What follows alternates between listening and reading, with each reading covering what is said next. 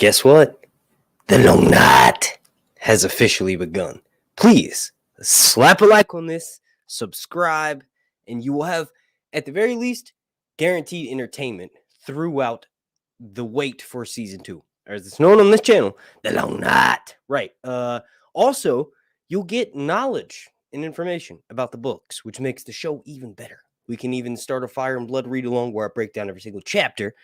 That type of content will be uploaded onto my Patreon over on patreon.com/HuntsReviews. Now that we got that out of the way, I got to do this. I got to do this little thing first, right? It's a quote from Storm of Swords. Stannis is talking to Samuel Tarly POV. He says, "On Dragonstone, where I had my seat, there is much of this obsidian to be seen in the old tunnels beneath the mountain," the king told Sam.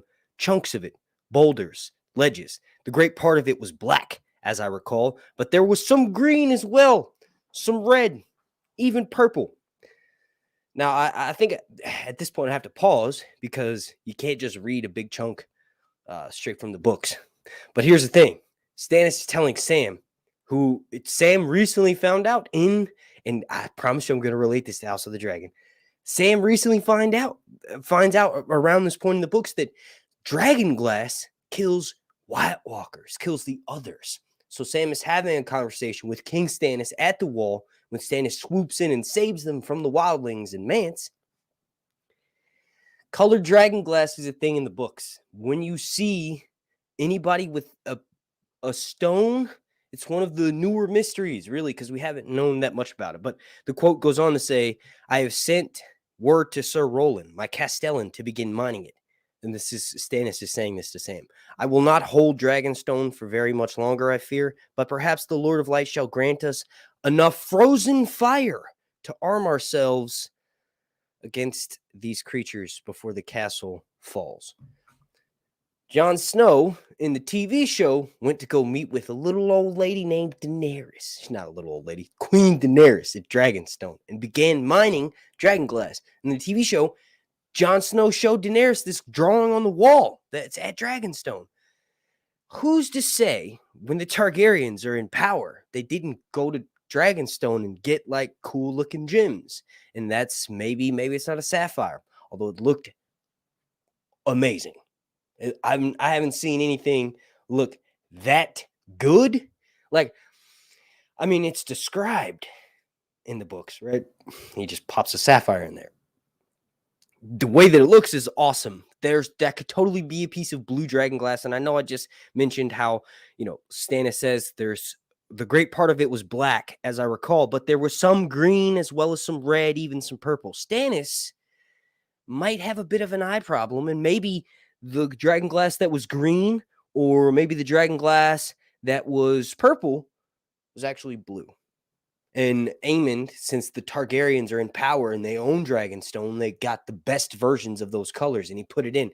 What's the significance, you ask? Well, there's these things that you can make out of dragon glass called glass candles, right? Glass candles, for the most part, are pretty much one color. Green, I think, and then black, right? But that's besides the point. The magical properties that Valyrian magicians have been confirmed, Valyrian wizards have been confirmed, Valyrian mages have been confirmed to exist in this universe. They used these dragon glass candles they're called glass candles, that's just the name of them, right? They would see over long distances like Breanne can do, right? They could probably see through time, but also they could communicate. So what I'm getting at, Aemon's eye could potentially be a blue piece of dragon glass. And I don't know, that's just something that I had to get out of my way because I didn't mention it in my video, which will be uploaded right after I finish this live stream. I already made the video. We all know why. The episode leaked. Thank God it leaked. I know it pisses some people off, but here's the thing. It helps me out. I don't get the episodes early. There's people that get the episodes early. It's too late in this season for me to try to get the episodes early, but I will next season. Hopefully I'll try to do it. I don't know how. I need to figure that out first. That'd probably be the main thing. But let's jump into, the large gets to this. Let's see. We're going to do this.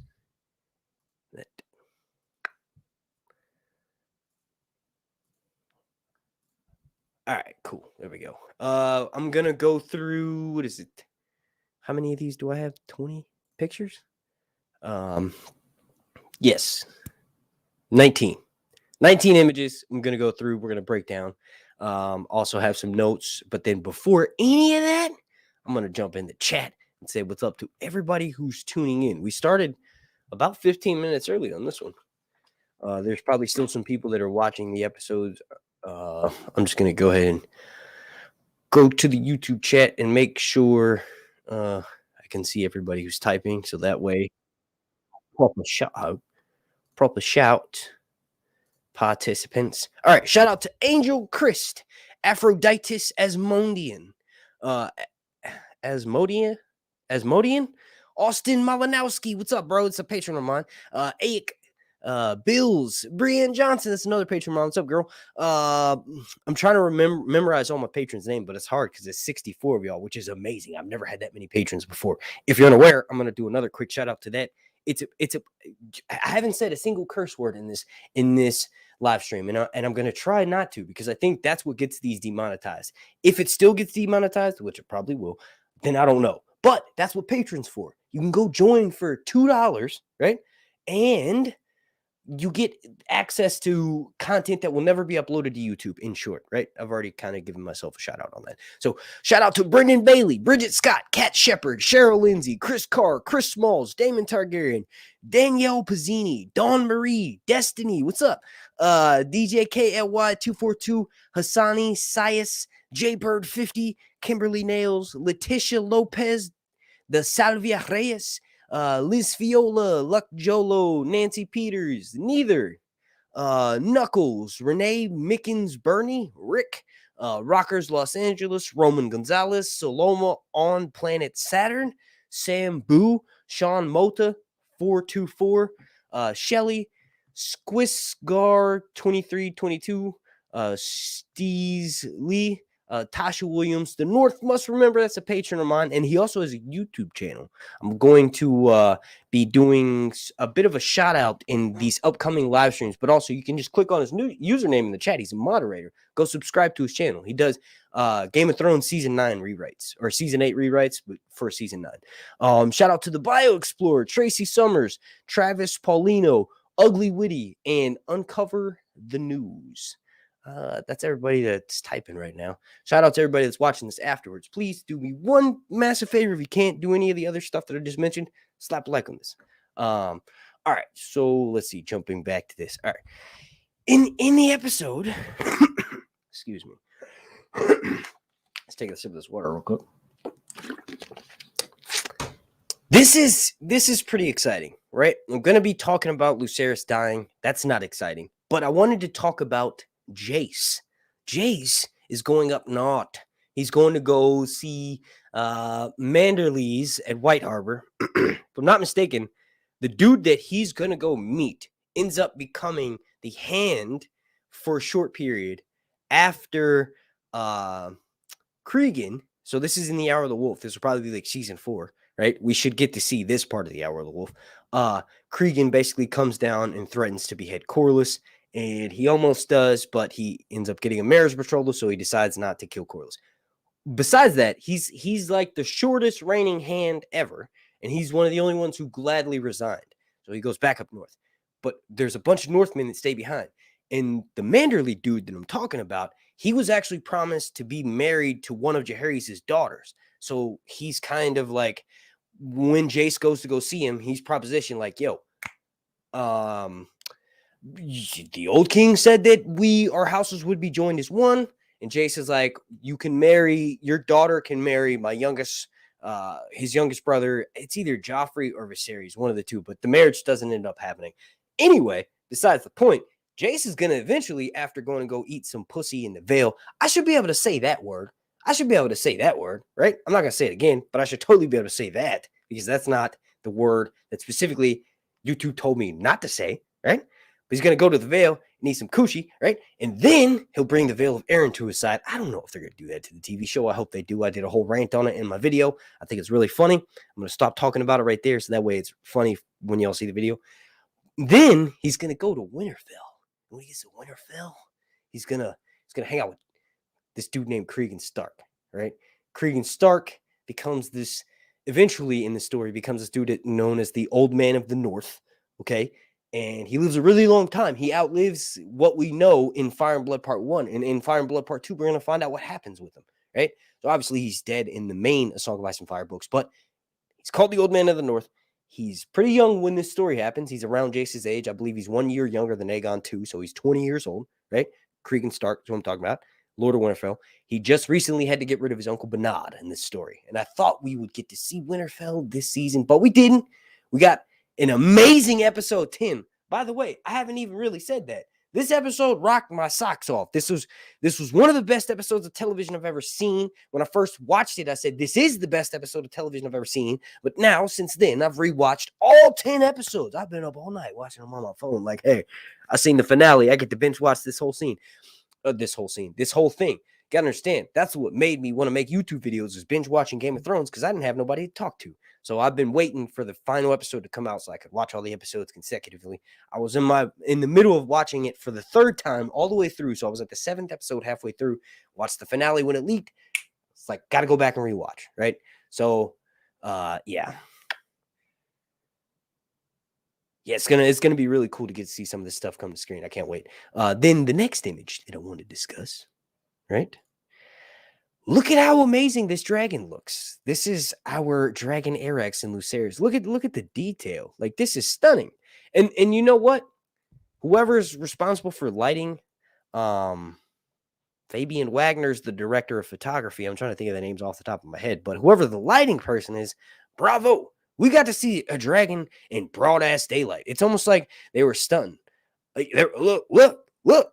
That's amazing. Like, we've never seen anything like that. Like, I thought it couldn't get any better than Daenerys fighting the White Walkers at Winterfell with the Night King on Velaryon, right? They go up in the air. They're dueling. There's this moon backdrop. But then this, okay? They go to the eye of the storm, and it breaks. And then you see in broad daylight the details of how awesome Arax looks. And this is right before, he thinks he's getting away at this point. But it's just amazing. This picture is not doing it justice. It just... this episode was impeccable. Okay, there's some things that I need to talk about. And if you've already joined my Patreon, you've already heard my initial thoughts. That's literally like a live reaction, because I just watched the episode 15 minutes before I recorded that. It's audio only, but that's sort of Patreon's fault, because I would upload videos there if they made it easier. What I'm going to have to do is make a Vimeo account, and I'll discuss that on my Patreon. But, so yeah, another reason to go join that. I loved it. Like I said, it was a stunt. This whole scene right here, right before, we get the dragon shredding, we get Vhagar shredding Lucerys and Arax. It was a stunt. It showed you in broad daylight how amazing you can make CGI and dragons look. And to be honest, anybody who had something to hate on the episode, go back and rewatch the scene, and you'll be like, dude, we have this to look forward to. There's the Battle of the Gullet coming up. I'm going to be talking about that. That's a big spoiler, so consider this a spoiler warning for that. But yeah, it's amazing. I love the CGI on the dragon. Obviously, it looks a little bit better when it's dark, right? But it's still, look at this.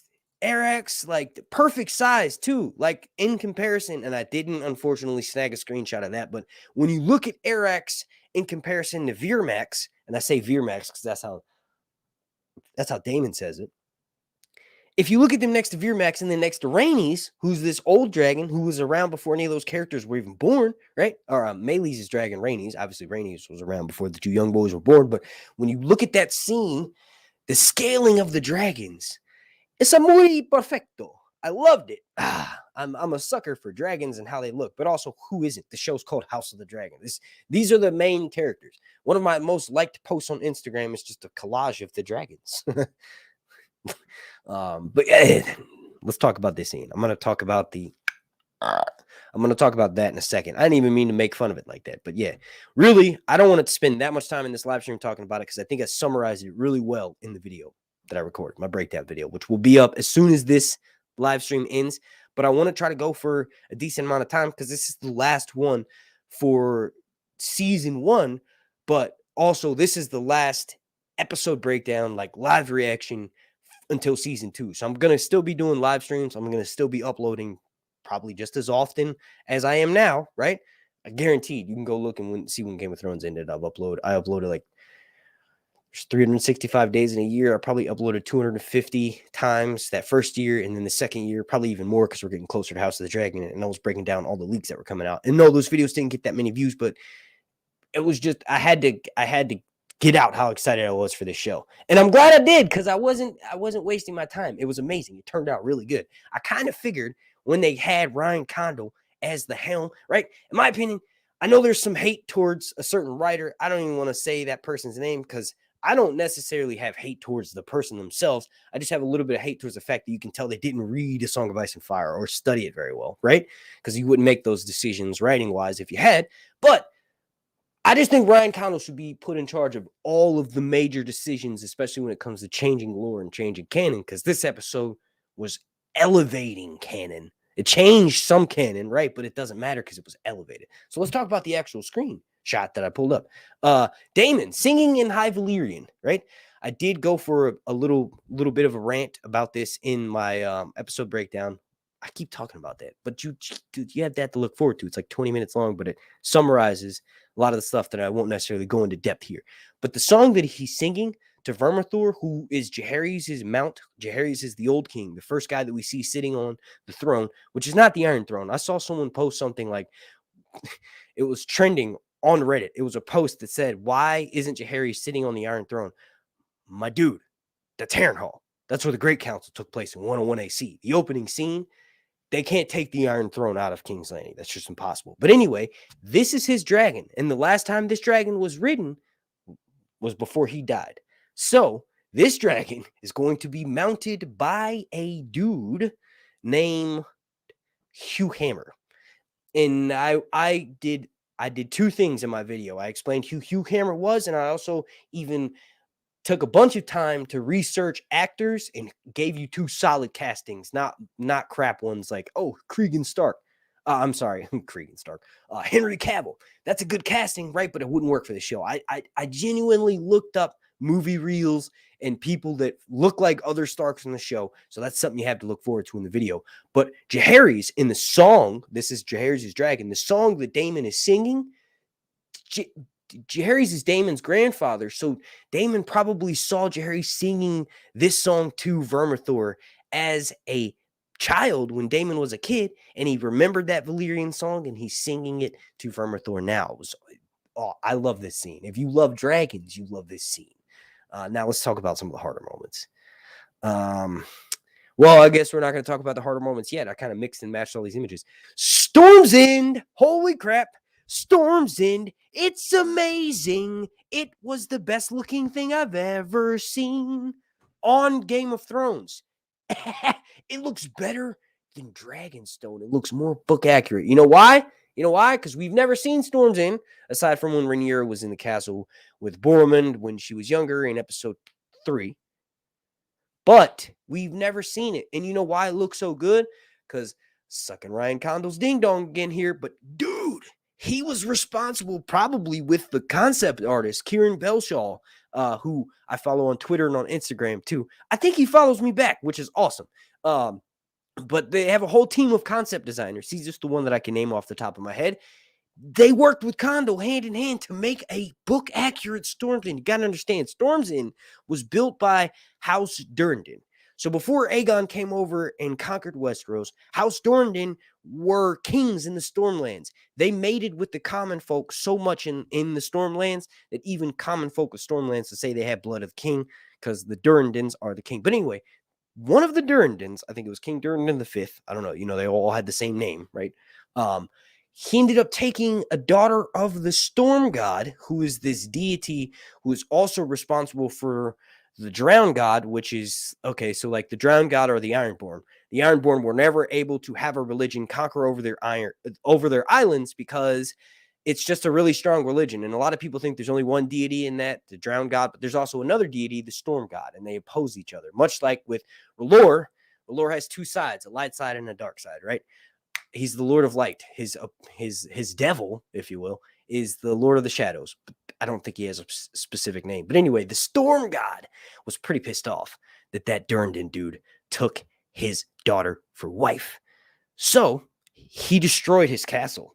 So this Durrandon guy's like, hey, man, Dad, I'm just going to build another castle. So then, guess what? He builds another castle. And then the Storm God's like, oh, yeah, I'm going to send a Category 5 hurricane up, yo. I'm bleeping all the curse words because hopefully this isn't demonetized.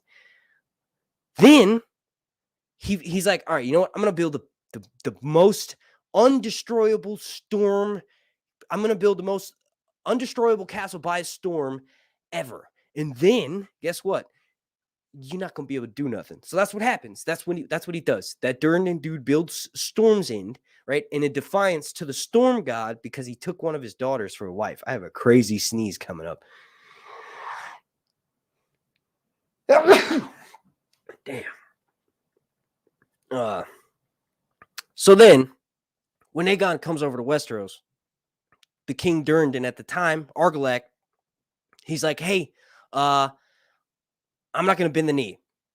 He goes to war with the dragons, loses, and then Aegon instills House Baratheon, Orys Baratheon, who's rumored to be a bastard brother of Aegon. So Aegon the Conqueror's half-brother. He instills them in power at Storm's End, and that's why we saw the dude Boros Baratheon, who I'm going to talk about here in a second. I fucking love that character. I can't wait to see him get his ass whooped by the Riverlands. But I think it's the Lord Tully that beats him. Elmo, Lord Grover's son. Lord Grover was confirmed in this episode. Elmo Tully, we're getting the lads. Grover and Elmo are Sesame Street characters. I was just watching Sesame Street earlier. Oh, God, I love this show. What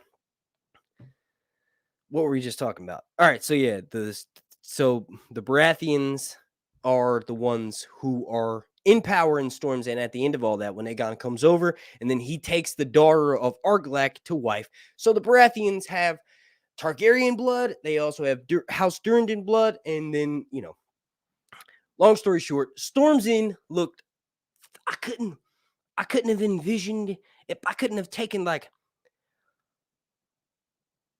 art classes for 50 years and came up with anything better than this. Like that it looked amazing. I need to drink some water because that sneeze feels like it's coming back. All right. We already talked about this. I kind of got ahead of myself there. Here we go. Let's do it. So one thing I want to say is props again. The entirety of Lucerys and Eric's death happens in daylight. Literally happens in daylight. So there's no complaints from my end about how it looked. The CG was terrible. If you look closely here, I'm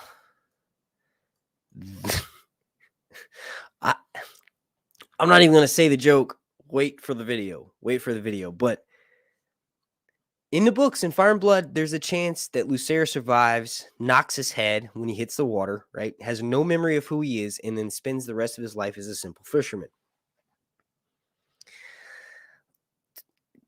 It's possible. I just don't think that's what's going to happen. I don't think he survived that crunch a bunch. That was nuts. Just the immensity. And then I don't know if you guys have ever played this game called IO, Slither.io, but the Slither snakes, when you got them really long, they just turn directions really. That's what Vhagar did after crunching Lucerys and Arax. Just turned like it was nothing. What? No remorse at all? You have no remorse, you old hoary. I can't even say the B word because I'm trying to be monetizable on YouTube. I don't even know if that's okay. If I'm able to say coochie and pussy, I should be able to say Mitch. But you old hoary Mitch, you no remorse. She just did the Slither.io and I know someone's gonna make a meme out of that. Hopefully someone make a meme out of that, but literally just turn to the right or to the left. It's like no remorse whatsoever. It's like, oh, next, is there another dragon? This doesn't really taste like anything because she spit it all out. Like, I guess it would have been too savage to have her just eat them. No, but guess what? It was an accident. And this is where we're going to come into, I have to explain this, even though I put it best in the video. I re-recorded that part of my video like 7 times. I wanted to make sure I worded it perfectly. Vhagar is a dragon that has a new writer. Vhagar made a bond with Aemon over 10 years, right? Roughly 10 to 12 years, okay? In that time, Vhagar has lived... Dragons live longer than humans, so let's reverse dog years it. Humans live 7 years and a dragon ages 1, right? I know that seems stupid, but Vhagar is pretty much the biggest size it's going to get. It's going to, if it lived past the Dance of the Dragons, it would potentially get bigger, but its size, its immensity is what's killing it, right? So if that's the case, that 10 years, much like a weirwood tree, because weirwood trees never die, they live for thousands of years, right? Breanne is able to look through the weirwood net through the future, past, and present like it's nothing. Time is not linear. It's a big lake. It ripples. So a dragon, the bond that Aemon thought it had made, he's playing games. The dragon is playing war. It's war. Lucerys was unable to control Arrax. Arrax gout blasted it in the face. Vhagar is an old, impatient, uncontrollable. Say what you will. It allowed Aemon on her back. The saying for my channel is Zaldrizas buzdari exos daor. A dragon is not a slave. People get confused and they see Daenerys and they're like, she controls 3 dragons. No, she has an affinity with 3 dragons. They tolerate her. And George wrote these little books called A Song of Ice and Fire. And they do a much better job of explaining how dangerous these dragons are than they do for the TV show. Like, the dragons are dangerous in the TV show, but we never really got, like, the dragon tamer scene, what happens with Quentin in A Dance with Dragons. It's literally part of the reason why the title is called that, A Dance with Dragons. His dumbass thinks he has one drop. Oh, am I allowed to say has? I hope. But anyway, he has 1 drop of dragon's blood, Quentin Martell, and he thinks we didn't get him in the TV show. We got... he ends up trying to go tame one of Daenerys' dragons. And it brings up the whole idea of, like, Daenerys bonds with Drogon. She rides off with Drogon, but can't ride back. She goes off with Drogon, but can't ride back. Daenerys has 3 dragons, but she can't... It's a one-way ticket, right? Where she's at in the Dance with Dragons. Ryan Condal has read the same books that I have and got the same message from that. A dragon is not a fucking slave. You can't do what you can't do what you want with a dragon. The dragon allows you to... It tolerates you, okay? That's the best way to put it. And it did not tolerate Arrax's gout of flame. And initially, when I first watched it, I thought it was like just a little love tap. No, Arrax burned Vhagar as hot as it could. Vhagar's flesh is just so old and raggedy and tough that it didn't do anything. But if you rewatch that at like 0.25 the speed that it normally would be, you'll see that it's a full-on gout of flame. Arrax was not necessarily... That wasn't a love tap. That was like I'm throwing a brick through your window kind of thing. You know what I mean? It was a declaration of war. They just hoped that he could get away. So Lucerys wasn't in control of his dragon at all when it was flying. He just knew he wanted to get away. What is he going to make the dragon stop and say, okay, chill out? You know what I mean? No, he's allowing it to do what it did.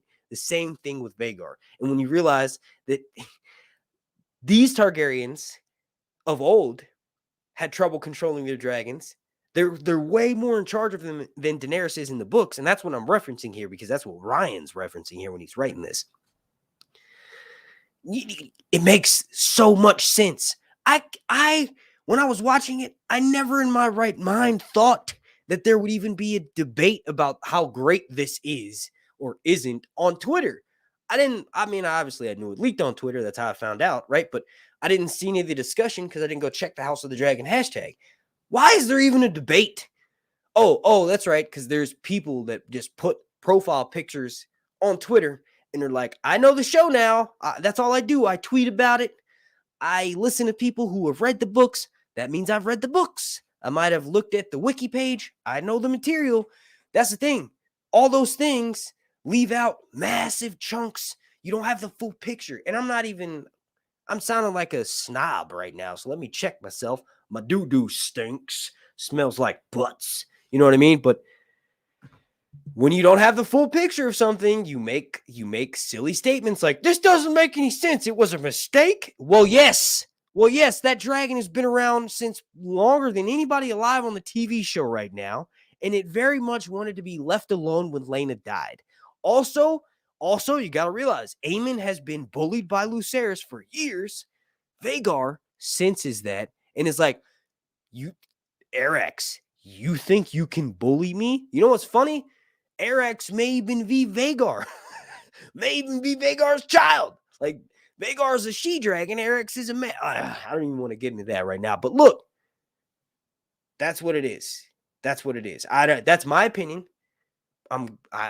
If I look in the chat right now, I'll be distracted from this breakdown part. And I wanted this to be the best live stream I've given for the whole season. Hopefully it's better, than the last ones. But if I look at the chat right now, it's going to distract me. But I am going to get in the chat. I promise you. That's what I'm going to do for the second half of the live stream. This is my opinion.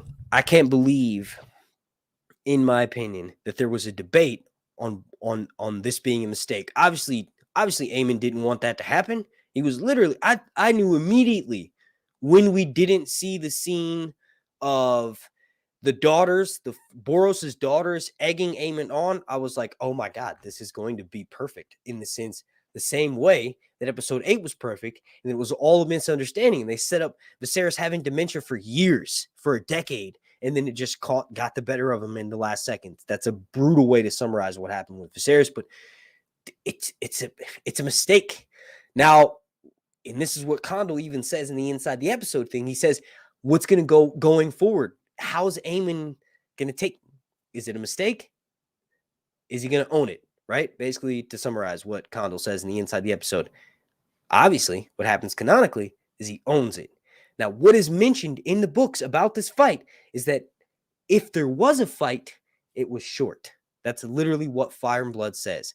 If there was a fight above Storm's End, it was short. As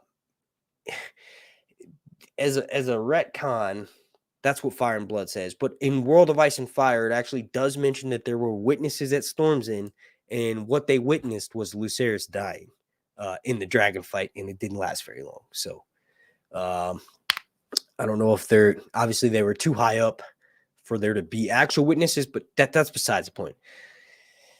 That's my opinion. I loved the chase. I love the CGI. I love anybody who had anything to do with this scene in the show, because y'all are awesome. Let's talk about this. This is when Rhaenyra finds out, and she immediately has to go poop. No, I'm just kidding. I thought this was the choking scene, but I didn't set that up yet in these screenshots, and I'm going to get to it, I promise. This is probably some of the best. I know this just sounds silly. There's no way to compliment this without sounding like I'm talking out of my butt. This is the best face acting I've ever seen. It's a combination of, she just lost Lucerys. Daemon told her, right? In the books, Daemon is in Harrenhal, and he just sends her a note that says, an eye for an eye, or son for a son, blood and cheese happens. Daemon being on Dragonstone doesn't, it's a bend in canon, because he could just hop on Caraxes and go to the Riverlands, which is literally what he said he was going to do. He's going to go to Harrenhal. There is an older Castellan there. He's an uncle to Larry Strong, and Daemon takes Harrenhal without shedding any blood. He lands Caraxes on top of Harrenhal's spire, and he holds the Riverlands, and that's a strategic point for Rhaenyra, because in the war, all of the people that pledge fealty to her can flock to the Riverlands. Can flock to Harrenhal, which is in the heart of the Riverlands, and it's a good strong point. Even though it was melted by Aegon and Velaryon, it's still a very formidable castle. It's just as strong as any other castle in the Riverlands when it comes to that. Actually, a little bit more so. It's a strategic point, right? This, like I was saying, this is. I literally had to pause it and go smoke a cigarette. And when I'm watching House of the Dragon, I don't ever have to do that. I just watch it all the way through. But this was intense. It's funny. I paused it at the end of the episode. And then I came back and rewatched it. But it's nuts. They handled it very well.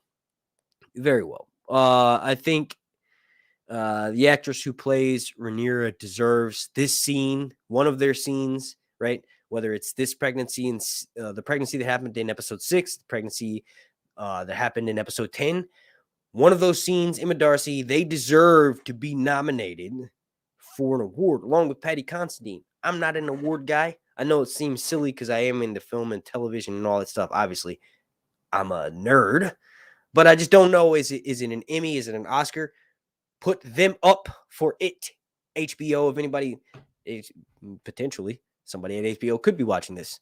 Got a couple of the actors from the show that follow me. Got a director from the show that follows me. They might even be fans of my stuff, though. I don't know. All right. This right here, this is a break before we get to the choke scene. I'm going to talk about the choke scene next, right? I know it's what a lot of people want to hear my thoughts on, maybe, or share their thoughts on in the chat. This was the coolest thing ever. The painted table, what we saw, the glowing part of it, I was like, I hope they don't just show it glowing and don't explain why. This is awesome. They literally put a tray of candles underneath it, and it's a hollowed out painted table, so the painted table glows rivers of fire, highlighting all the different points of Westeros. This was genius. Who the heck came up with this, dude? Like, seriously, this was genius. Look at this. It just lights up. It's so perfect, and it makes sense, too. It's not like I was just talking about glass candles and fanciful magic and how I think that, dragon glass could be misinterpreted for blue, green, or purple. Stannis is not the best eyesight per se. There's nothing directly in the books that relates to Stannis and his eyesight, but I'm just saying it's possible. This is so practical and genius. It's a way to add an amazing aesthetic to a scene, and it just makes sense. And guess what? A lot of Rhaenyra's councils early on before she takes King's Landing happen around the painted table. Aegon the Conqueror had it made for when he wanted to conquer Westeros. It just looks so cool. It looks so cool. I love that. This scene right here, it was I can't really talk about this scene actually, because if I do, I'll have to mention the curse words. So I'm going to avoid that. But I did talk about it in my breakdown. I muted out all the curse words though. Here we go. All right. Let me take a sip of my soda. I'm switching from my water to my soda. Daemon is not a Jedi. Daemon is an abuser. Daemon smashed his wife's head in with a rock. Let's start with that. In Fire and Blood, I've said this a bunch, so let me summarize. In Fire and Blood, there's a reason why Rhaenyra and Daemon go about their own ways, right? So they work together. They very much are fighting a war on the same side, but Daemon takes multiple companions. And if your wife just had her crown usurped from her, just lost your one and only daughter, right? I'm sorry, that's not true. That just shows you how little Rhaena and Baela spend time with their father. That's a genuine complaint. Just give the Dragon Twins more scene with their fucking daddy. That's all I'm saying, please. Don't delete scenes where he spends time with him because there's not enough. But when you realize Daemon does that, and then you also have a direct quote from Rhaenyra saying, let Daemon do what he likes initially, it made me wonder, why is that? And then, to counter that, like, my point there is that Daemon and Rhaenyra, something happens in between them when the war starts. Because why would Daemon treat his wife that way? Well, he did bash the wife that he had before Laena, right? Before he had the Dragon Twins, the wife that he had before that, Rhea Royce, his bronze. He bashed her head in with a rock. Initially, he wasn't going to do that. He just spooked her horse. Her horse smelled the dragon on him, got scared, and bucked, right? But also, Rhea, it was kind of Rhea's fault because she was grabbing the bow and was going to deck Daemon in the face. So he had no choice but to... He was walking away. She talked junk to him. He turned around. He bashed her head in with a rock. If he could do that, he's probably capable of being a dragon. And this is that being a dragon is a really good rant that I also did in my video. Check out my Patreon right now. You can get a rant about just the video will be uploaded after this. I want to save some of the better parts of that because it'll be just like you're watching a longer version, right? So let me try to switch my words up. Daemon. Okay, so what I was saying before, people were arguing with me. I got into an argument with one person on Twitter because I looked at the House of the Dragon hashtag and I just tweeted like once or twice to this one person. And then I had someone that followed me actually who leaks me stuff go and like combat with that person. So that was cool. But they were saying, why does Daemon commit suicide when he finds out that Rhaenyra no longer loves him? I got so frustrated. I literally got flustered. I had to stand up. I put my phone down and I said, what? What? Okay, so Daemon, who's actively sleeping with nettles, who's literally just living his life in the Riverlands, right? Obviously, he's fighting the war, but you think he goes and willingly commits suicide after that by going to go take out Vhagar and Aemon. You think that that's what happens? Like, you watch the DVD extras, okay?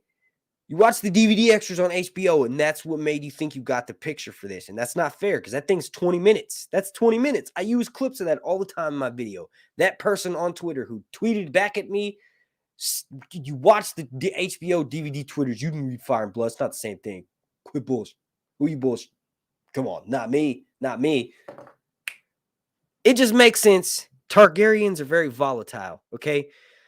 Daemon was, from what I got, right, in my opinion, Daemon was being, okay, so yeah, let me address that real quick. He doesn't commit suicide. He willingly kills Aemon because he knows that Aemon is the one way to end the war. So he willingly ends the war. He doesn't kill himself because Rhaenyra is out of love with him. He already knew that from the get-go. Daemon probably fell out of love with Rhaenyra as soon as he had sex with her and she started having his kids. He was done. He was done. Right? They just didn't address that in the TV show yet, but they will because he will still sleep with Mysara. He will still eventually start sleeping with Nettles and probably maybe even a few other people here and there, right? It's going to be 4 seasons. So when you know that, when you genuinely know that, you have to understand Daemon is compared to other characters who were never known to really have one true love, like love at first sight. I think that's the problem. Is some of the people that were doing that on Twitter thought that Daemon and Rhaenyra were love at first sight. No, Daemon saw a means to get closer to the Iron Throne, and also just so happened his niece was hot. That's what that was. Like, it's cool to ship them, but you got to understand what it is. If you watch the inside the episode, the actors even say that. That's one of the things the actors, or that's one of the things that those things are very helpful for, is it tells you the mindset. The actors tell you directly what the character's mindset is, so you know. Their relationship from jump has always been a manipulative one. It gradually turned into this. This is obviously, it's hard to tell, but I think this is one of the first times, but not the first time Daemon has done something like this, because she ultimately does sort of look at him after he lets go. She can't breathe, but she seems shocked, but then she just kind of carries on after it. Makes me think maybe this isn't the first time he's done that. It's not expected of his character. Like, I'm not going to say that. I totally did not expect that he just did that. But when you realize, when you look at other Targaryens, they abuse power all the time. Like, they even abuse their family members. That's actually a common theme in the Song of Ice and Fire. A lot of the higher houses in Westeros, the siblings will abuse the younger siblings or older siblings, depending on which house it is. But yeah, I mean, my video summarizes it better. We're at like 45 minutes. Let's move on to the next thing. Like, the video will be out, like I said, as soon as this one ends. Then we have Corlys showing up after being taken out. They didn't actually show it. It was a scene that was cut from the episode. But initially, Corlys got hit in the neck with a Corsair's dagger. Corsair is like a slaver, right? When he was fighting in the Stepstones. So he's fighting pirates and slavers down there to clear the way, right? And he took an arrow or a knife to the neck, and he was taken out because he got a fever. So we saw in the episode, Rhaenys sits with Corlys when he comes back, and ultimately, Rhaenys pretty much hates Rhaenyra because she thinks Rhaenyra is responsible for her son's death, right? Obviously. And when she sees Rhaenyra getting crowned and she doesn't kneel, she kind of smirks at her, right? So it's almost like she feels, at least I thought this, right? It made Rhaenys really gray again, but also she killed hundreds of innocent civilians. So she's definitely not this like awesome, like super heroic badass that she is in the books. She's got more depth and is more of a gray character in the show, right? I still don't like the bursting through the floor thing, killing hundreds of innocents. But when she looks at Rhaenyra and she tells her the news, she realizes Rhaenyra, like, it's when they're having a funeral for Visenya, Rhaenyra and Daemon's baby. She kind of like looks like, oh, well, the news that I brought may have caused that death. And I could be completely wrong here. I don't know. I'm not the best at reading every single situation. But I feel like after she saw Rhaenyra lose a daughter, that's when she decided she wanted to go convince Corlys. And obviously that's when she goes back home to Driftmark and she tells Corlys, hey, Vaemond dies. Also, Viserys died too. We got to fight this big ass war, right? Then the next scene is this right here. If you'll see up at the top, I called it image number 13. Corlys's worst failure, the gullet, the battle in the gullet. And it's not Corlys's failure. I just call it that because Corlys wins the battle of the gullet, but he's quoted as saying, if this is victory, I never want to taste it again. He loses Jacaerys, all of the stuff that he got in the 9 voyages, if I'm not mistaken, at this point in time, you got to see Driftmark is right there. Dragonstone is right. Okay, let me pull up my arrow. I'm like pointing like I can see my hand. Driftmark is right here. Dragonstone is right there. This area in between is called the Gullet. He's already, like, the first thing he does in Fire and Blood is create sort of like a pincer move, and he lines up all of his ships, blocking off all trade to King's Landing. Right? You can't pass through there. There's a massive Velaryon fleet there. And that's a big deal because the Velaryons have the largest naval fleet in Westeros. So what ends up happening here is the Triarchy shows up. That's where Veermax and Jacaerys dies. Like I said, the sack of Driftmark happens where they destroy all of the stuff that he used to build up the wealth of his house. House Velaryon gets destroyed. It's nuts. He loses a grandson. He just loses so much in this battle that I wanted to point that out because it's kind of ironic that he's got his hand over and he's like, he's proud of it right now, but he won't be when the battle at the Gullet happens, which will probably be towards the end of season 3. Man, I don't know. It's hard to tell. We'll obviously know when season 2 comes out or have a better idea. But Boros, this dude was awesome. Like, I spent 10 minutes of my reaction talking about him on Patreon. Like, this dude, he looks like a younger version of Mark Addy, who played Robert Baratheon, which is really cool. And also, yeah, I don't know, his screen presence, he stole the whole scene. I don't even know this dude's name. I still haven't looked him up yet, but he awesome. I cannot wait to see this dude in action, and he plays a part in the dance because he aligned himself with the Greens. Aemon is betrothed to one of his daughters, even though Aemon ends up getting with Alice Rivers, right? And that's when I'm hoping we find out it's Dragonglass. Maybe Aemon takes out the sapphire and puts a piece of Dragonglass in his eye, and that would be, cooler. Or like more of a way to explain it. It's like, it's not, he just didn't pick up a piece of blue Dragonglass because it looked cool. Alice Rivers gives it to him, and then he starts getting visions and stuff, and that's when he has a connection to potentially like a glass candle kind of situation, right? There's several. I don't want to talk about that tangent here, but this dude did amazing. Stole the scene, and this is right before Lucerys gets chased by Aemon, right? So it just I actually thought at first, like, because the first time that we see him, it's from zoomed out, and we're looking like basically HBO is showing off how badass Aemon looks and how badass Lucerys looks in their costumes, right? That's what I got. They look really good, right?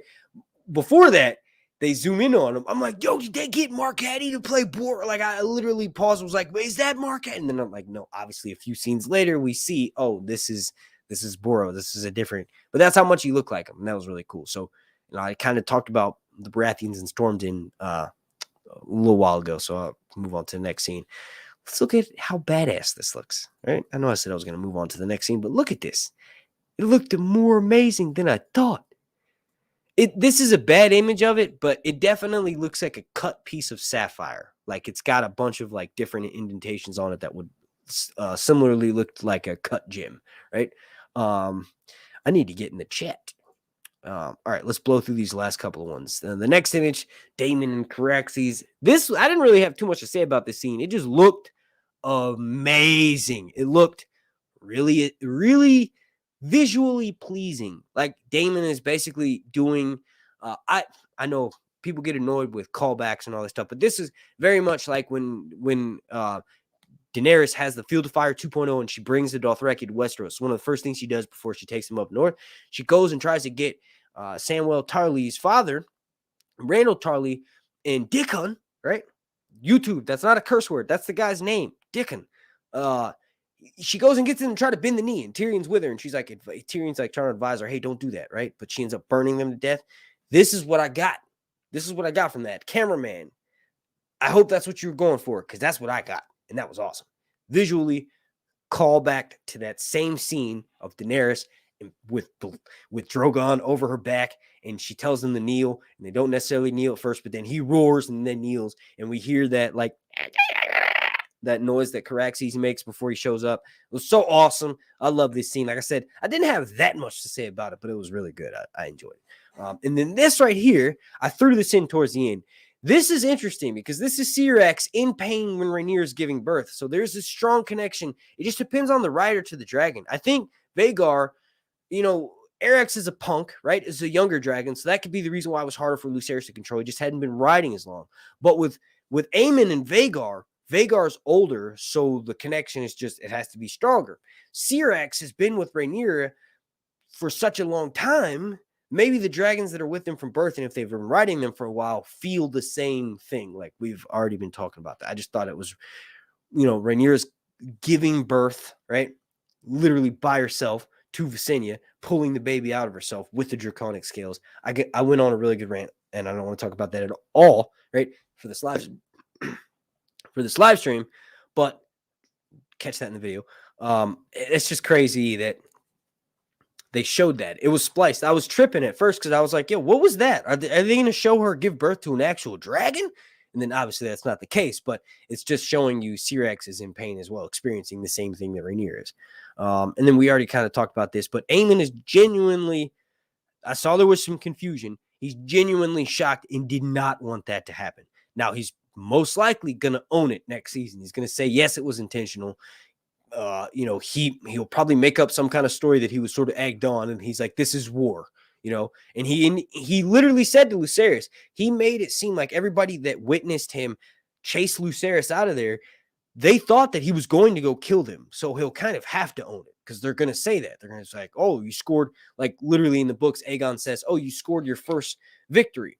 Obviously in the books, Alicent is horrified. So in the TV show, she's going to probably smack Aemon and be really distraught that, obviously the war's officially started. There's no turning back because it's no longer a war of ravens, right?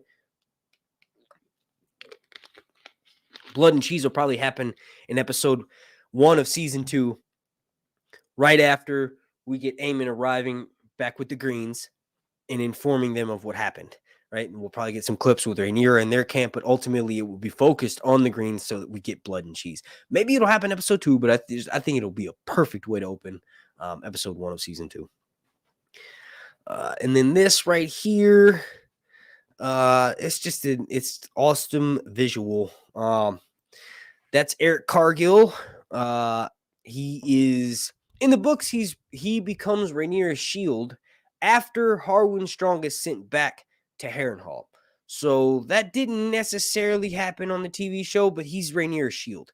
I don't know if they've confirmed it 100%, but right at this scene, Rhaenyra's talking about River Run, and this is where they confirmed Grover Tully. So that's really cool. She talks about how Grover Tully is fickle, and that's the same thing in the books. Like basically, he declares for the Greens at first, but his son Elmo kind of like he waits till he falls asleep or something. He knows his father, Grover, is close to death. So he's like, no, we're going to raise the black flag. And then Elmo and the lads end up fighting for Rhaenyra and the Blacks in the Riverlands. So that was really cool. And that's why I caught this scene. But like I said, that is Eric Cargill, Rhaenyra's sworn shield. And then he follows me on Twitter. Elliot and Luke Tittenser, they're twins. They play Eric and Arik, and we all know how tragic their story is. They're probably going to have that duel at some point in season 2. I would like for them to be on for all of season 2, and maybe that have be part of the wrap-up of like Aegon's finally getting back at blood and cheese for Rhaenyra, and that's when he decides to send Eric and Arik and they have that duel or something. But it'd be cool to see him on screen for the entire season.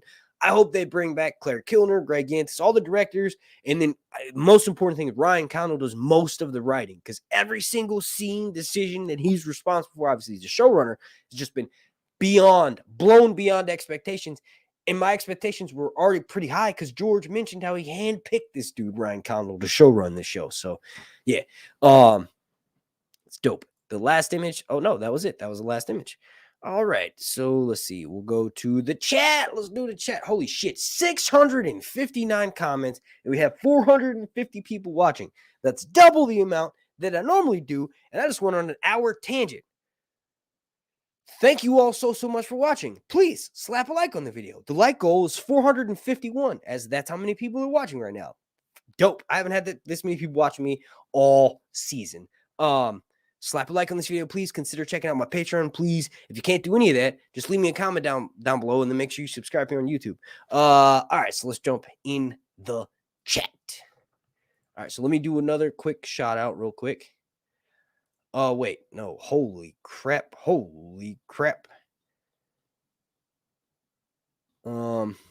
right, so I got a bunch of super chats. I'm going up to the oldest one. So I got one from the North Must Remember. He's a member of my Patreon. Shout out, dude. Thank you for that super chats for $10. He says, I think the dragons were reacting based on the writer's emotion, not their orders. Exactly. Arax was scared because Luke was. Exactly. Vagar was pissed because Aemon was. Verbal orders be damned. Control your mind. Exactly. And just to add the chef's kiss on the top of your message. Thank you for that super chat, buddy. Go subscribe to his channel. A dragon is not a slave. You know what I mean? It's dope.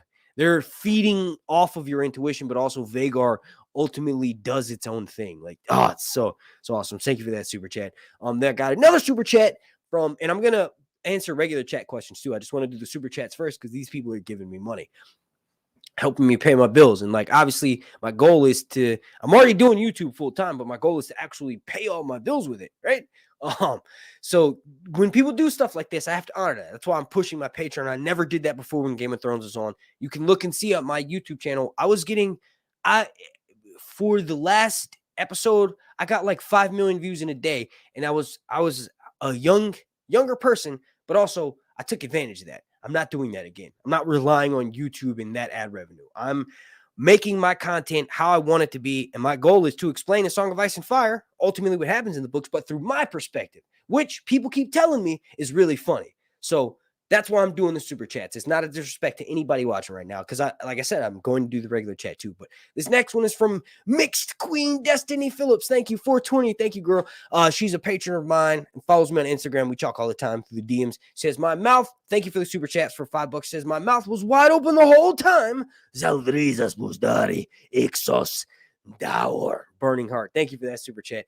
Mixed Queen Destiny Phillips 420. Then we got one from Joey. Nothing, no message. It's an emoji, right? Thank you for that super chat, buddy. It's looks like a hippo who's doing some kind of a jerk off motion. I don't know. Thank you for that super chat, man. Then we got another super chat from Hunter. Appreciate that. It's for $10. Damn, dude. He says, great finale. I liked how they interpreted the battle at Storm's Edge. What are some other major events we have to look forward to in future seasons other than Blood and Cheese? Along that. And this comment is actually old, and that's my fault for not responding to it in a reasonable amount of time. I'm sorry for that, but some events, the battle at the Gullet's not going to happen, but the duel between Eric and Arik Cargill, Blood and Cheese, obviously. But one of the things that I've been looking forward to since this show announced to have Corlys Velaryon be a black man is the calling of the dragon seeds. I have this fantasy, this silly fantasy, but it doesn't help because I have, like I said, a director from the show following me, and then some of the actors, and then also another director has interacted with me, and then also Aegon 2 has seen my story, and also Bela has seen my story, and also Emily Carey has liked my stuff in her chat, right? So that doesn't help. But I have this sick fantasy of being like, I'm black. I look like I could potentially be related to motherfucking Laenor. Maybe I could be one of the dragon seeds. Certainly not Hugh Hammer. The reason why he claims Vermithor is because he's a bastard of Jaehaerys, but certainly I could be one of the Velaryons. Maybe I could be Adam of Hull.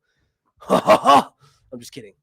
It's a fantasy, like I said, a sick one, but it doesn't help that I have all that interact. Stop following me, people from the show. No, I'm just kidding. I love that. It's awesome. Thank you for that super chat. So some of the other things, the calling of the dragon seeds, that's basically where Rhaenyra has her Lucerys dies. The having dragons and the threat of dragons is what they go for on a while will win this war. So Jacaerys, Mushroom in the books, Mushroom's not on the TV show, but Jacaerys, Daemon was already kind of doing it with Vermithor. They decide they have all these dragons, they need to get some riders. So we have Sheep Stealer being tamed at this time. Nettles feeds Sheep Stealer sheep, lamb, mutton, it's a dragon's favorite meal, every day until the dragon grows accustomed to her presence, right? And then she's eventually able to mount Sheep Stealer because she's a dragon seed. She's got Targaryen blood, right? Or Velaryon blood in the books, but in the Velaryon blood on the TV show, they're not dragon riders.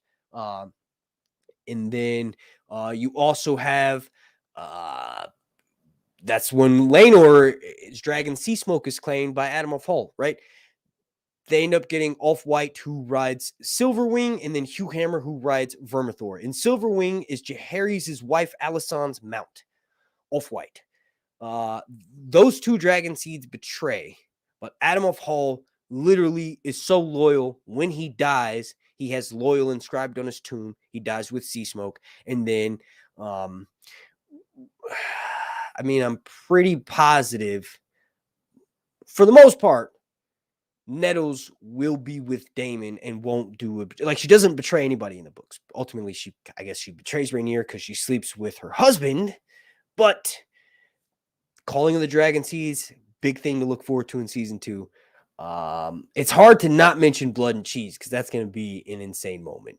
Then also we have what could potentially happen, and I got vibes for this at the end of the episode, was when Rhaenyra is kind of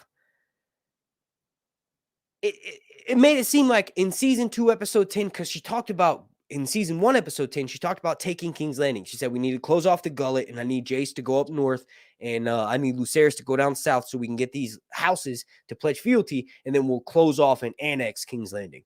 She said that. It happened in episode 10. I feel like at the end, season 2, episode 10, she's going to take King's Landing.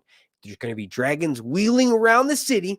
That's like such a descriptive way to describe dragons. I love it. But there's going to be dragons wheeling around the city, and Rhaenyra is going to sit the Iron Throne at the end of season 2. And then season 3, she'll be the half-year queen for all of season 3. And then at the end of season 3, she'll probably have to sell her crown and make her way back to Dragonstone, or at least that'll be close to happening. So there's some things that we have to look forward to, not just in season 2, but also season 3 and season 4. Thank you for that super chat, Hunter. And then we got another one from I think that's it, actually. I thought one just popped up while I was answering that one, though. Maybe not. That's the ones that I see right now. Oh, wait. No, here it is. This is from Jay for 10 minutes. I'm sorry, for 10 minutes. For $10. Thank you for that super chat, Jay. He says, hi, I'm late to the party. Only 8 minutes into the finale. Resisted the leak, so I can't watch the live stream, but holy losing my mind. Team Black forevers. And P.S. asking for a friend. Are you single? No. I'm not. Thank you for that super chat. This we got another super chat. This is from Joe Figueroa. And he says, Team Black all the way, definitely. For sure. Let's see. Now I'm going to take some regular chat questions. Sir Hunt's going to be a dragon seed. I wish it's a sick fantasy. Don't hype me up. When it doesn't happen, I'm going to be so sad. But no, I can do backflips. I can do a pretty badass accent. Like if you give me a certain location in London, or in London, in England, and I'll focus on that location. I bet you I'll be able to do whatever 2 lines or 3 lines I would have as a background character. Obviously, I wouldn't be able to be a dragon seed. Maybe I could be a dragon seed who tries to claim a dragon and then dies. There we go. That's my scene. That's my scene. And it sounds crazy, but they've also done it to this dude that I've met, Steve. He did an impression of Jon Snow on the Jimmy Kimmel show, and they literally gave him an in speaking role with Sandor on the show in the Brotherhood Without Banners. So maybe I'm not that. Maybe I could be a dragon seed who dies. Maybe I die trying to tame Sheepstealer. Maybe I get on Sheepstealer because Sheepstealer is asleep, and then Sheepstealer turns around and whips me down and like breaks my neck, and I say something really funny right before it happens. It would be awesome. I can do the English accent. Just give me a location in England, and I'll look it up. I can do like the London, yeah, like 1800s London. You know, governor, hello, governor. Like I could do one of those, but I could also do like a proper northern accent. Like when I'm practicing by myself, when I'm watching Game of Thrones rewatches, and I'm doing the northern accent, I think I'm pretty good at that.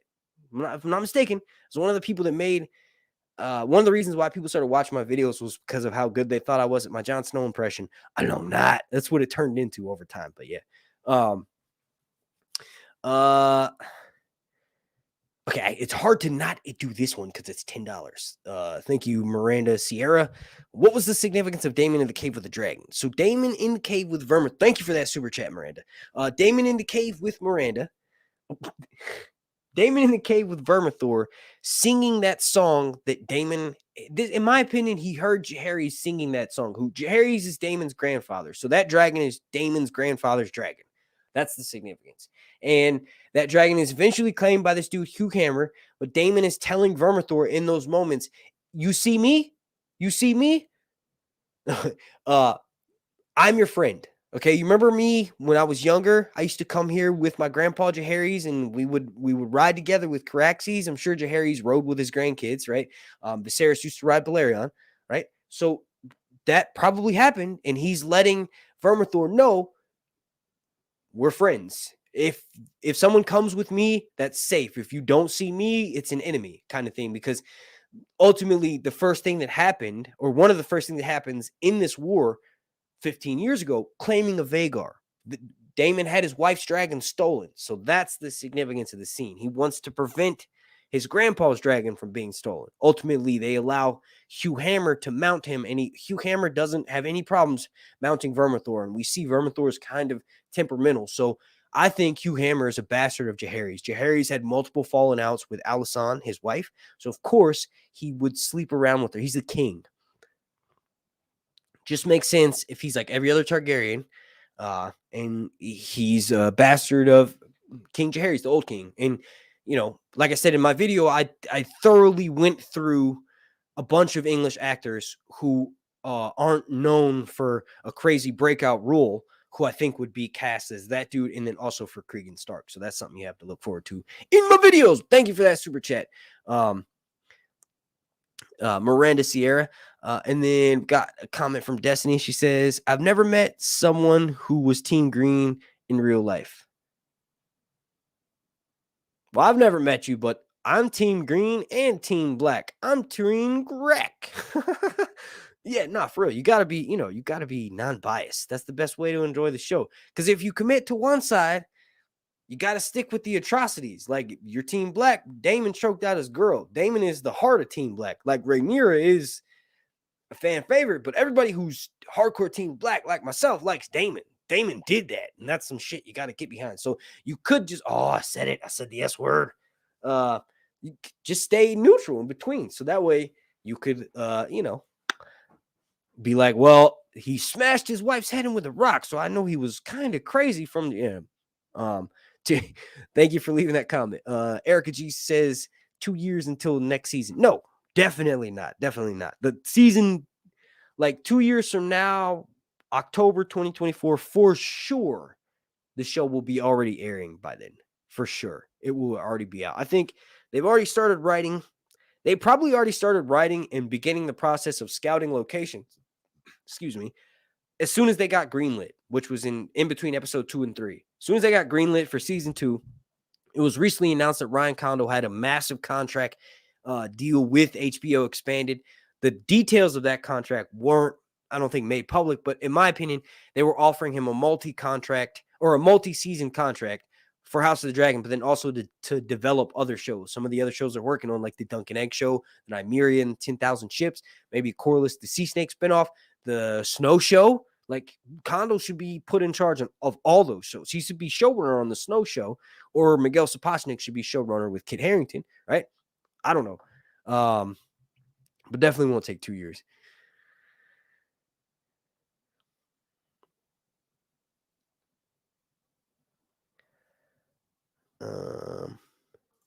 Hey, bro, best battle song for Vagar versus Caraxes, Nine Inch Nails, Head Like a Hole. I haven't heard that song. Maybe I have, but I don't know the title of it. But Nine Inch Nails is good for like a lot of dragon stuff. You should watch my Instagram stories. I try to come up with the most clever song that is also totally out of kind. Like, you'd never think to put that song with that picture. That's one of my favorite things to do. Sometimes I'll be looking through my iTunes music library or just thinking of songs that I've listened to growing up for like 30 minutes to find the perfect one to line up with the picture that I took or that I'm posting, which is of House of the Dragon. But I haven't heard that. I can't answer that because I haven't heard that Nine Inch Nails song.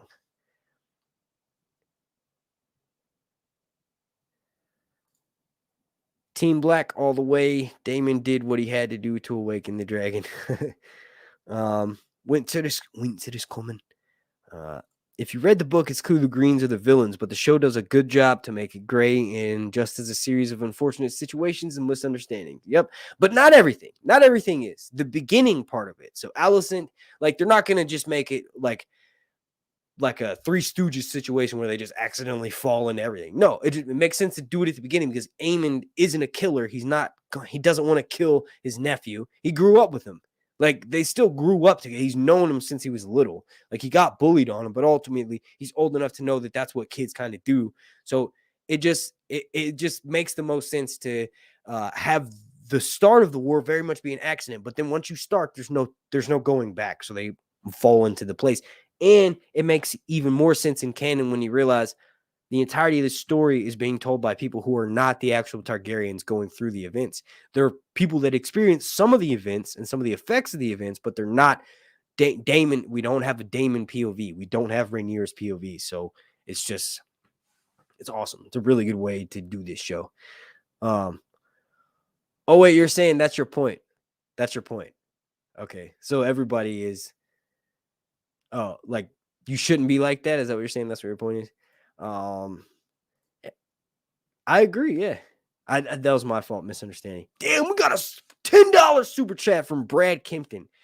No message. Just $10. Thank you for that. He's a member of my Patreon as well. Thank you for that, man. Beth Bias says, I know what Daemon did is horrible, but he also lost a child, lost a brother, a king, a brother, a king. His emotions are going to be all over the place. Exactly. But you realized that she's the queen with the same amount of power as a king, and you just bent the knee to her. It's not a good look to do that. I put it really well. I think I go on a really well put rant because, like I said, I had to record that 5 or 6 times to get it worded perfectly for my video. Tool. Yeah.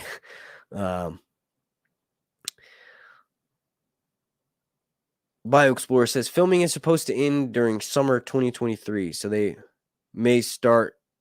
Where are you getting that from, though? Because that same rumor that started that, like, where that came from is from an online website who, like, leaked the Witcher stuff or something. It's not the most credible source.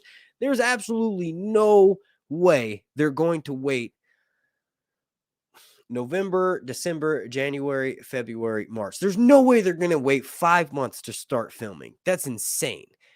They could finish filming still by summer, but they're going to start filming before March. And the person who said that they're going to be filming in summer of 2023, I don't know. It's all over the place. We don't know any official sources. I'm sure after this episode in the next month or so, we're going to know when they start filming.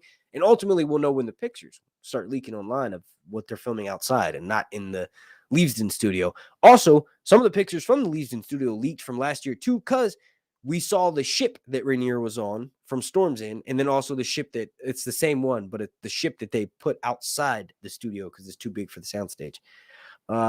Thank you for that super chat. Emily Johnson, she says, Team Black all the way. The look on Rhaenyra's face said it all. War has been exactly. That was a really good. I wonder how many takes they had to do to get that scene right with that facial expression, and also how many times she ran out of breath. like holding that. You know what I mean? That awesome facial. I think she probably learned that. And a member of my Patreon explained this to me really well because she watches a lot of plays, Reflective Rambling. I think Emma Darcy, they might have learned that from theater acting, from doing like that live drama play stuff. You learn those facial expressions from doing that. And Emma Darcy, they got their come up doing that. Like they've been in other stuff too, but I think they did do a bunch of plays. So that was probably where they learned that. And then brought it to the show. Thank you for that super chat. John Haymaker says, at least Rhaenyra didn't kill Otto with her dragon. Not yet, but that will be one of the first things she does when she takes King's Landing, is take his head, put his head on a spike in the books. But she'll probably, maybe, I think a commenter in one of my videos from earlier that I responded to said that would be a good death to give to Otto, since we didn't see Vaemond get fed to Syrax. Bradley Kempton says, thank you for that super chat, by the way. Says, I think the show has done a really good job at showing George R. R. Martin's point of there is no fully good or bad character. Exactly. There are people, and people are good, and people are bad at the same time. Exactly. It's never cut and dry. Everything is nuanced. That word, I feel like I use that too much, but nuanced. It's a thing. You got to learn about it. Because, like, I was going to say something about a historical figure, but then I was like, nah, let me not say it. That might be controversial. But now that I have y'all's attention, join my Patreon. One of the new things that I'm thinking about introducing within the next couple of weeks is not a Leaks and Lore podcast. It'll be a podcast that's just about historical stuff. To begin with, probably ancient Egypt, because that's what I have the most, like, if you even want to call it knowledge, that's what I can talk about for 20 minutes to an hour. And then Greek stuff. And then eventually I'm going to start reading after, I start to steady out on YouTube and start to work my way back into their algorithm, because I am being shadow banned. After I do that, I'm going to try to even upload some of those here to YouTube and see, and sort of play back and forth about what kind of new stuff, just as a way to have an alternate. So we'll have House of the Dragon videos, a Song of Ice and Fire videos, like so the Jon Snow show eventually, obviously talking about the books, the POV chapters and all that stuff. But then also it'd be nice to have something like a history video that I could do, like real life, real world stuff. That's always cool. I love watching shit like that and reading stuff like that. So it's really, it would be awesome to be able to do something like that for YouTube. But really good point, Brad. Like I said, they're a member of my Patreon. Rafael Luna says he wanted to scare and bully him, referring to Vhagar and Erex, but I also agree, should have just left him alone. Not going to do nothing midair. Exactly. Like, it's hard to control a dragon that is literally, like I said, just, Viserys put it perfectly. Dragons are a power that humans never should have trifled with. Breanne Johnson, what's up? She's a member of my Patreon as well. Says they cut to Rhaena when mentioning the riderless dragons. You think they might change canon and have her claim one instead of hatching Morning? Yeah. So, her sister Baela rides Storm Dancer, Moon Dancer. Baela rides Moon Dancer. Baela is Jace's betrothed, and Moon Dancer takes out Aegon and Sunfire in the books in the end. Right? Like, Sunfire still lives after the fight with Moon Dancer, but ultimately Sunfire dies because of the wounds that it sustains from the fight with Moon Dancer. And then Sunfire eats Rhaenyra before Sunfire dies. So, it's possible. They would have to increase her role, because she kind of just hides out in the Vale because she ain't got no dragon. She's dragon egg. She takes that with her to the Vale. But Rhaena very much doesn't ride. So if they wanted to give her a dragon, giving her something like Vermithor, if that's the case, I hope they don't give her Vermithor because I really want to see the Hugh Hammer plot. A betrayal, it's just perfect. What you could do is give her Silverwing because Off the White's plot is very much similar. Him and Hugh Hammer betray at the Battle of Tumbleton. So you could totally. I wouldn't want it to happen because I learned my lesson when they break canon.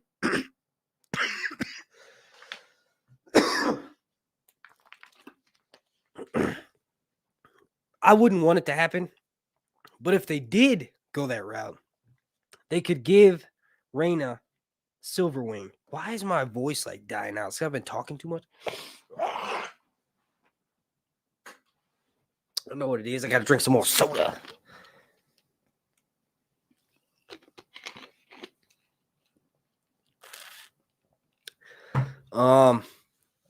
So yeah, she could have Queen Alisane's mount. In Queen Alisane's mount, Silverwing actually survives the entirety of the dance and becomes a wild dragon and goes off to Red Lake. And we assume it dies around 150 AC. Aside from the plot that Silverwing has with Ulf the White, who's one of the Dragon Seeds who works with Hugh Hammer and becomes a betrayer, Ulf the White could potentially be one of Alisane's bastards, but you could give Rhaena that dragon. Thank you for all of your support, Breanne Johnson. I'm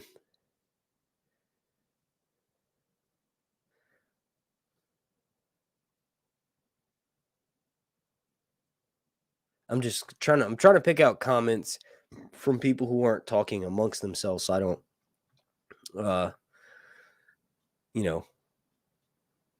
have enough context to not be able to respond. No one watching is going to be on the show, and that accent is garbage. What? Oh, you're just talking junk, just a hater. Well, why don't you go watch somebody else, then, little bitch?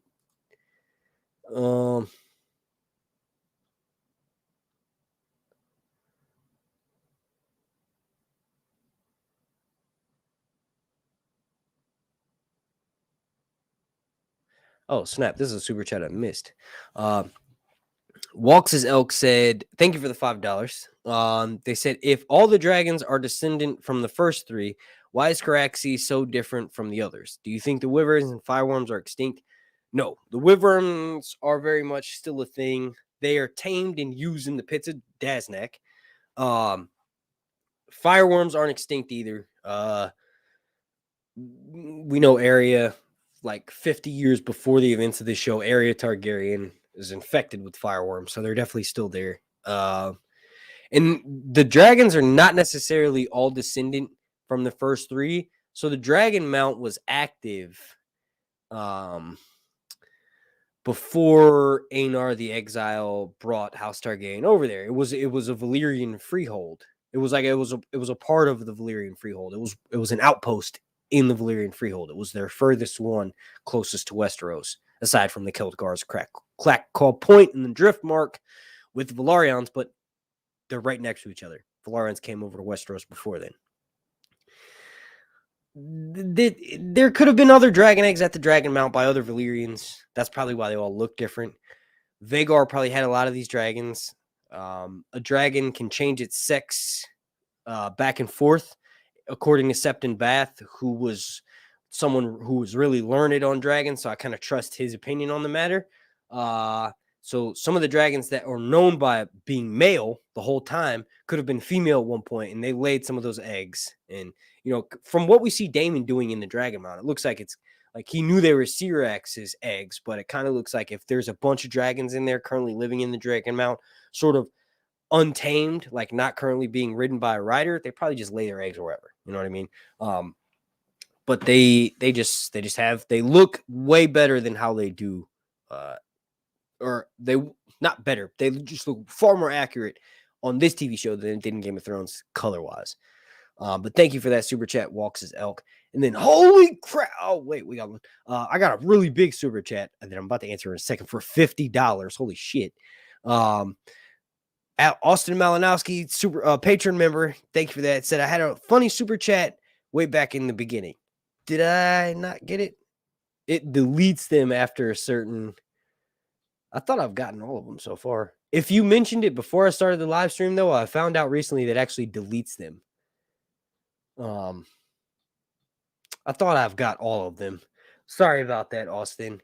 Can one of my mods maybe try to find that? I think YouTube has deleted it. Yeah, I'm not seeing it. I'm on the StreamYard site. I have the YouTube chat up and I'm not seeing it.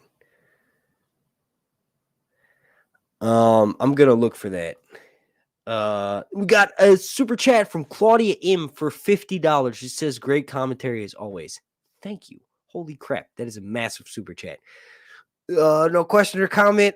I thank you for that. That's awesome. I'm still looking, like I'm still scanning for the one from Austin. Thank you for that, Claudia M.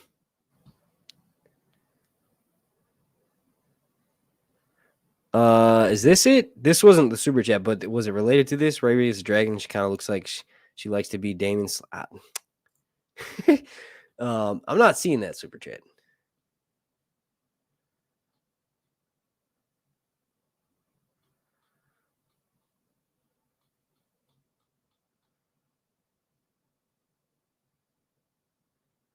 I see that I missed one from this dude named Dugsy, though. One thing for sure, thank you for the super chat, Dugsy. One thing for sure, Daemon won't be getting any for quite a while after that gripping strangle. That's why he's going to go to Mysari and then Nettles. Makes sense. On the hunt for that super chat from Austin.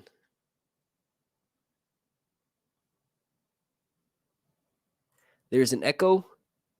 Thank you for that super chat, Heart of Inspiration. Go follow her on YouTube and subscribe to her YouTube channel too. She's a patron member of mine.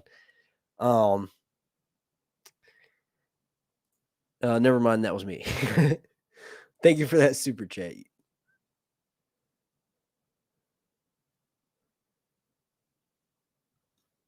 I don't see that one, Austin.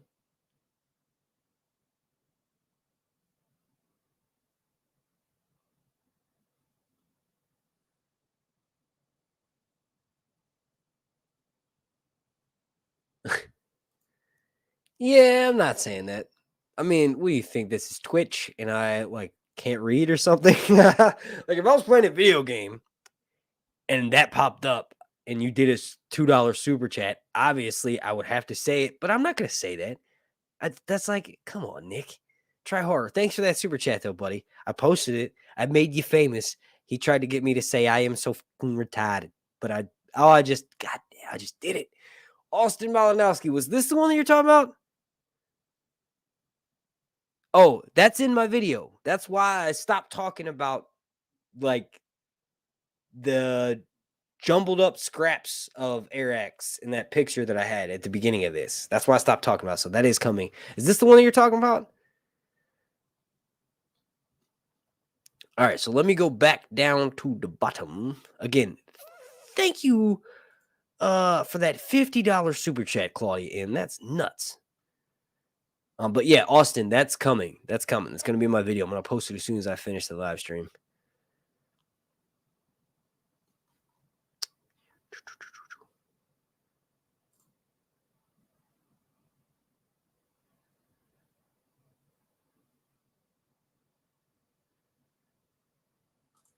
Brad Kempton says, didn't the Targaryens bring a bunch of dragon eggs with them when they went to Dragonstone? I'm pretty sure they had 5 dragons, one of which was Blair and the Black Dread and a clutch of eggs. Right. So Vhagar and Meraxes are born on Dragonstone. And then Velaryon was around before them. That's why Velaryon's Black Dread, biggest dragon, right? They would obviously bring clutches of dragon eggs with them because Vhagar and Meraxes were born there. So they probably brought several different types. Aenar the Exile and Daenerys the Dreamer when they first left 12 years before the Doom of Valyria, and they populated the Dragon Mountain with all those different eggs. And this was related back to the super chat that you were saying earlier. But thank you for that, Bradley. And thank you for your support on Patreon as well. Walks as Elk says, do you think Drogon will lay other eggs during the Jon Snow show? Then maybe. Drogon is a boy, but it's possible for him to change his sex and do that. But the thing is it takes like 5 to 8 years or so for a dragon to be big enough.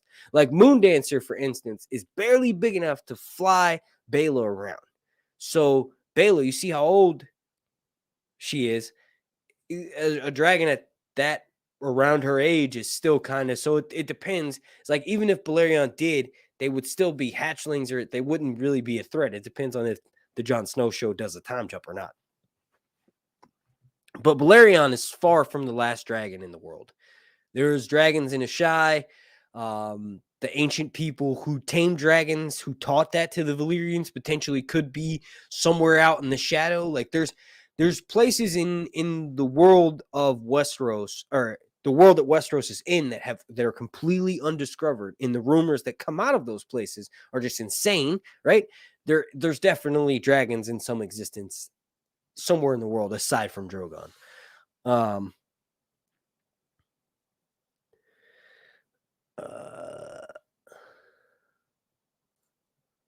Don't worry about it, bro. That was not it. I'm sorry, man. I went all the way back up for like an hour back. You know what I should do if the live stream has this many people watching next time? Slow chat. That's an option to do on YouTube. I can't do it right now, but that is 100% like access to that. But sorry, man. I didn't. I feel bad. I just know Game of Thrones was multiple books, so figured. Oh, you're talking to somebody else. Greens are garbage. Good night. Strong opinion there. Yes, I will definitely get the books. Do you think HBO will ever make a spinoff about Old Valyria? Yes. Hell, that's a rumor to be one of the shows. Also, I'm a new subscriber, and this is my first time catching the screen. Well, thank you, Lyrical Whip. Yes, that show is coming. And actually, I've done a video. Should be linked down in the description, called "What Happened to the Doom of Valyria?" Like what happened at the Doom of Valyria. It's a leaked video, but the first 9 minutes of it, and it's only 15 minutes long, talks about Valyria and the Doom and what potentially happened. So you can actually go watch that if you want to.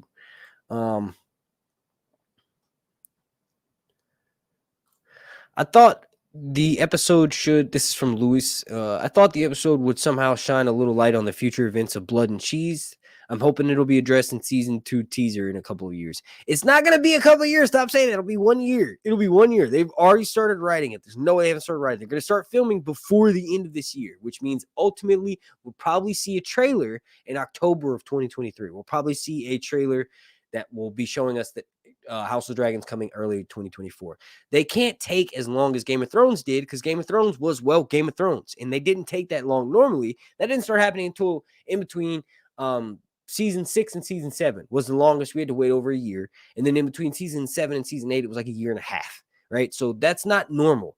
Now that they have this sound studio, if it still takes as long as it did to make Game of Thrones with that crazy studio and leaves in, what the were you doing wasting all that money on building something that would potentially make the filming process something that takes a long time, because they have to go to these locations, they have to film by their rules, they have to have every single cast member there for the screen or for the scene. They have to have all these different shots and angles, and it requires sunlight and all these different stuff. They have to take all their equipment out there. All of that takes so much more time, and that's why the filming took 10 months in Game of Thrones season 8. For this show, half of that gets cut in half because they can go film on location, bring it back, put it on the green screen, and film with the actors in the set. And it's in London, so they get the luxury of being close to their house too. So all of that should make this show not take nowhere near as long as 2 years. It's not going to be, you're crazy.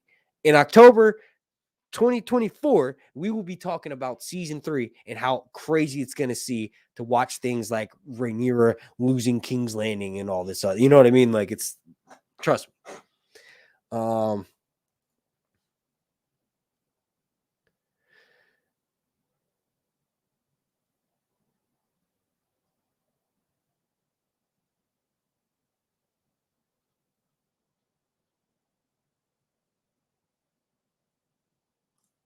John Haymaker says, at least Rhaenyra did. Oh, wait, I literally already did that one. That was funny. Michigan Gal 007 says, Otto was deliberate and ruthless in seeking the crown by telling Alicent to comfort the king. Yes, for sure. He said, go comfort the king. You're the most comely girl in all of King's Landing.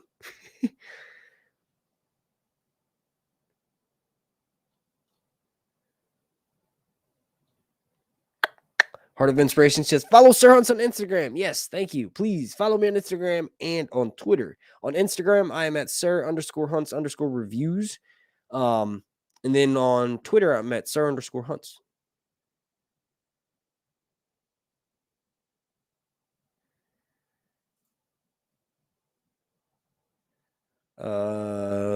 What for season 2?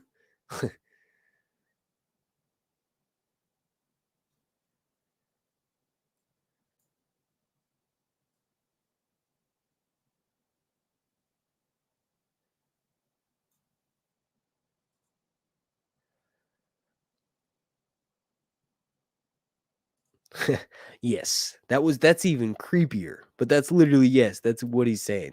Go sleep with the king. All right, so at this point, we're at an hour and a half. We've been rocking with over 300 people, and I know it seems nuts for me to end this right now, right? But I got to put out the video. Also, I got to go take care of my children. Thank you for joining with me. All 10 live streams. I've been doing this since Game of Thrones Season 6, since 2016. I'm not going to stop. So subscribe.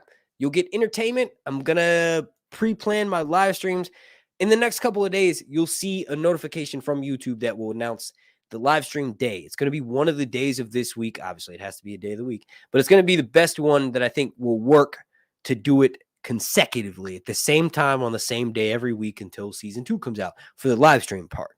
Videos every couple of days, every day or so, every day itself. Sometimes I do that, right? Just make sure you subscribe. If you enjoyed this live stream, slap a like on it, please. Leave me a comment down below if you're watching this afterwards. Thank you to every single person who watched this live. Thank you to everybody in the chat right now. I'm about to give a shout out to everybody that's in the chat. And then also thank you to every single person who donated a super chat. And thank you to every single member of my Patreon family over on patreon.com/reviews. Ultimately, this live stream is probably demonetized. Y'all saw how hard it was. I ignored comments with curse words in them. I barely said any, and there's probably no ads playing on this. So consider going to go check out my Patreon. You can join there for a couple of bucks, and it really helps me out. Alon not. Thank you for watching. Oh, wait. Shout out in the chat. What am I? I was about to dip before doing that. So shout out to everybody in the chat. Shout out to Angel Chris, Barbie Tuck, BBC Gaming, Brene Valentine, Brofits, Cat Shepherd, DL, Daniel Pizzini, Destiny, Do Chronic, Heart of Inspiration, Louise, Michigan Gal 007, Rafael Luna, Rick, Riley Rains, Shelly Love 97, the North Bus Remember, and the Bio Explorer, and anybody else who's watching that isn't necessarily typing in the chat. I want to thank you all so much for watching. Along that, Zeldrizas, Buzdari, Ixos, Daur.